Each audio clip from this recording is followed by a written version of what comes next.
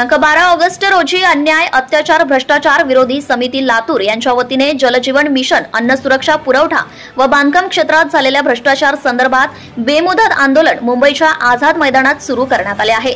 आज याचा दुसरा दिवस आहे, तरीही अजून प्रशासन यांच्या वतीने अजूनही दखल घेण्यात आलेली नाही। त्या संदर्भात तेज तुफान न्यूजच्या वतीने उपोषणकर्ते यांच्याबरोबर साधलेला संवाद पाहूया। आज दिनांक 12 ऑगस्ट 2024 रोजी आझाद मैदान मुंबई येथे अन्याय, अत्याचार, भ्रष्टाचार विरोधी समितीच्या वतीने बेमुदत आमरण उपोषण करण्यात येत आहे। उपोषणातील जे मागण्या आहेत, महाराष्ट्रातील विविध कार्यालयातील विविध भ्रष्टाचाराविरोधात हा आंदोलन करण्यात येत आहे।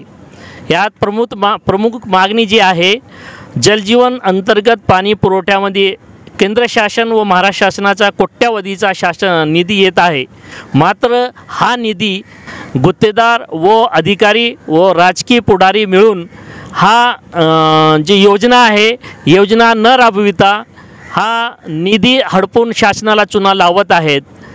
केंद्र शासनाची व महाराष्ट्र शासनाची योजना ही आहे की घर घर पाणी, सर्वांना पाणी मिळावे, परंतु हा पाणी पळविण्याचा महापाप जे हे राजकीय पुढारी व गुत्तेदार व अभियंता मिळून करत आहेत।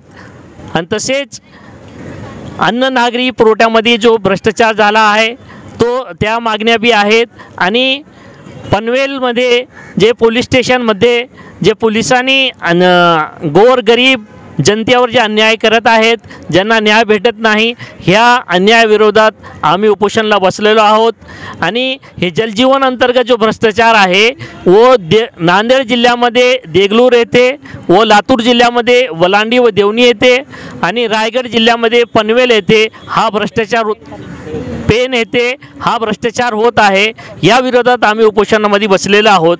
तसेच लातूर जिल्ह्यामध्ये वलांडी येथे अनाधिकृत बांधकाम विरोधात सीओ व गट विकास अधिकारी व ग्रामसेवकावर तात्काळ कारवाई करण्यात यावे और अनाधिकृत बांधकाम पाडण्यात यावे।